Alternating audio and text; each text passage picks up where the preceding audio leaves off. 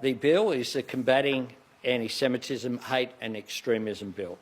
It's a comprehensive package of reforms which creates serious offences for hate preachers and leaders seeking to radicalise young Australians. The legislation will also set up the National Guns Buyback Scheme, bringing Australia's world-leading gun laws into the 21st century and getting guns off our streets. The plan is to have a condolence motion. It will be an opportunity for the Parliament to come together and convey our sympathies to the loved ones of those murdered by these terrorists on Bondi Beach on the 14th of December. National unity is vital to our national security, and our government will strengthen both.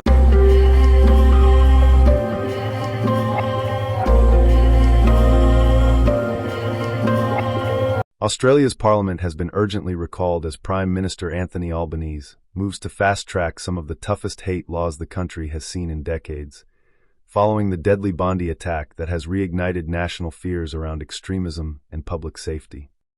And I guess the other thing I would say, like everybody, we only got this bill, late last night, so it's really difficult for me to talk in any absolutes. In fact, it would be irresponsible for me to do that, as we're still working through the bill. The Bondi attack sent shockwaves across the nation, prompting urgent security briefings and renewed scrutiny of extremist networks operating inside Australia. Intelligence officials warned of escalating risks tied to hate-based ideologies and illegal weapons. From where I sit, though, it makes life a lot easier because rather than voting no to 4 separate bills like I intend to be doing, I'll be voting no to one block.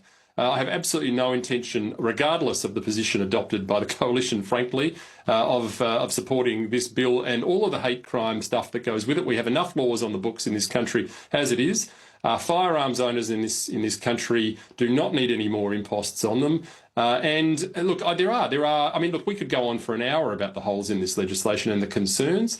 It opens up new categories of crimes. It gives the ASIO director the ability to recommend that certain groups be dictated to be hate crimes groups. Now, where that leads to is anyone's guess, but I'm concerned about the slippery slope on this and what are the next groups? I mean, obviously, we all have a problem with the hate crime, the sort of the hate preaching and whatever else. But once the door's open to this becomes a very difficult precedent for freedoms in this country and free speech. I just don't support any of it. And I hope that is the position adopted by the coalition.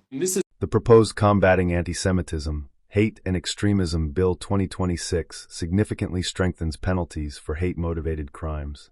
It expands government powers to ban extremist groups, criminalize their symbols, including Nazi insignia, and prosecute those who fund, promote, or recruit on their behalf.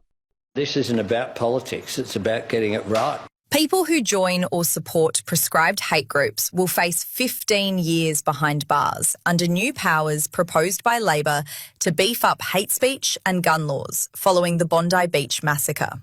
Under the proposed changes, publicly promoting or inciting racial hatred would become a new federal crime if it would cause a reasonable person to feel intimidated, harassed, or fear violence. The laws would cover speech, symbols, gestures, and online content, with penalties of up to 5 years jail. A narrow defence would apply for directly quoting religious texts for teaching or discussion.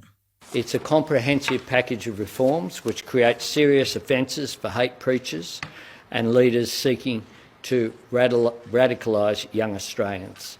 The same bill would also overhaul gun laws, including tighter import controls, expanded background checks, and a national firearms buyback. Intelligence agencies would be allowed to flag licence applicants deemed a risk to public safety, even without a criminal conviction. The Coalition has raised concerns about rushing the omnibus bill, while Nationals MPs have argued lawful gun owners were being unfairly swept into legislation responding to terrorism, calling the package political rather than practical. Debate is set to continue over 2 recalled sitting days, with Labor aiming to pass the laws by January 20th.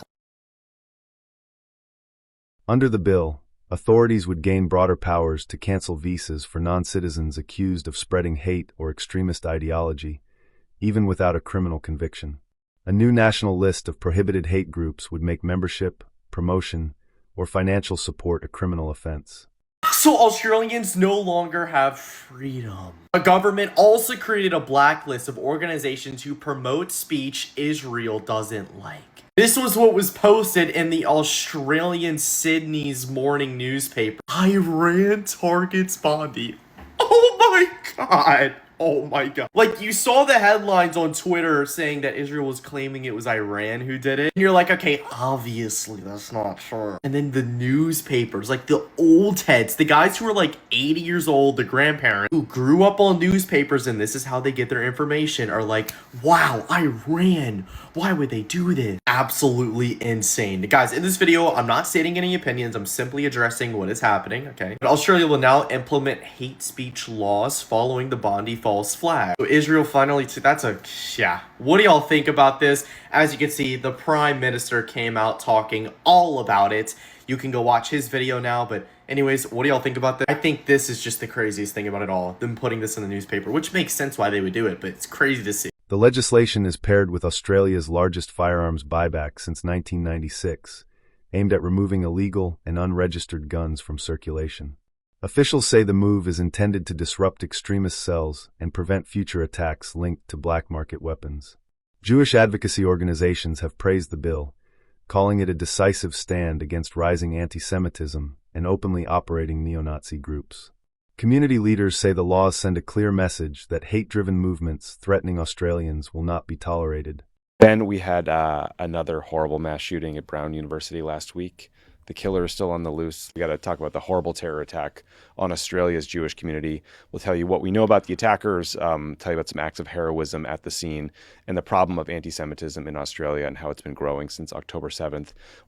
It's also, it's just like, it's notable as an American watching an entire country react so strongly to this incident when we become a nerd to it. You know what I mean? Yeah. That's what I was getting. Civil liberties groups and legal experts are raising alarms about the rushed timeline and broad language of the bill. They warn vague definitions of hate and extremism could risk free speech, lawful protest, and political dissent, especially if the law's scope expands under future governments. Parliament is set to debate the bill under an accelerated schedule this week, with the government insisting urgency is necessary for public safety. But critics argue speed should not come at the cost of constitutional safeguards. Well, first it was the Adelaide Writers' Week. A Palestinian and Australian author, Randa Abdul Fattah, gets cancelled. Public outrage erupts, and then the festival chair and multiple board members resign. That wasn't a misunderstanding. That was censorship backfiring. And now here we go again. An organised pro-Israel campaign is targeting Palestinian DJ Samar Abdullah, demanding her removal from Adelaide. Different artists, different festival, same pressure tactics. Email campaigns, smears, weaponised accusations. All aimed at one thing, removing Palestinian voices from public space. This is anti-Palestinian political targeting, and it's becoming a pattern across Australia's cultural institutions. To every board member, executive and festival director watching this unfold, learn from Adelaide. Learn from Bendigo. Because when you cave to ideological pressure and start cancelling artists, speakers or staff for opposing Israel's genocide in Gaza, you don't protect your institution. You destabilise it. We've already seen the outcome. Reputations damaged, leadership collapsing, festivals pushed to the brink. And here's the warning part to the pro-Israel camps driving these pressure campaigns across Australia. Listen carefully. Every time you silence a Palestinian voice, you don't stop criticism of Israel. You confirm it. You expose that this was never about fighting anti-Semitism. Because when all criticism of Israel is treated as anti-Semitic, the term loses its meaning entirely. You don't strengthen the anti-Semitism envoy. You make the role irrelevant. You don't protect Jewish communities. You blur the line between real anti-Semitism and political suppression. And you don't win public support. You burn it. Australians can see what this is now. Not protection, not safety, but control. So please, keep pushing, keep targeting Palestinian artists, keep collapsing institutions in your wake, because every resignation, every backlash, every exposed campaign brings the truth. closer to the surface. And once that truth is exposed, once it's visible, you don't get to bury it, and you don't get to rewrite it. Free Palestine. As Australia confronts rising extremism, the country faces a defining question. Can it protect its citizens without eroding the freedoms it seeks to defend? The answer may shape Australia's laws and liberties for generations.